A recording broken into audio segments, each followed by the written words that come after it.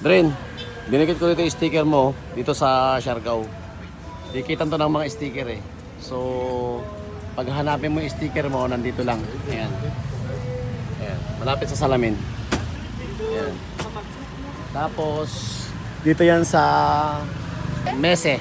Te, anong ano to? Mese? Yes po. Thank you. Yes po yung Mizay. Mese. Yan. Ito yan, ano. Ito yung sticker mo. Yan. Okay na. So, doon, mayroon pang dikita ng isang sticker doon eh, kabila. Doon kami kakain. So, wait ko lang yung ano ko, asawa ko kasi nandito sa kabila. Nagbibili pa sila ng ano eh, pasalubong. Sa sila. Ayun oh. So, yun lang.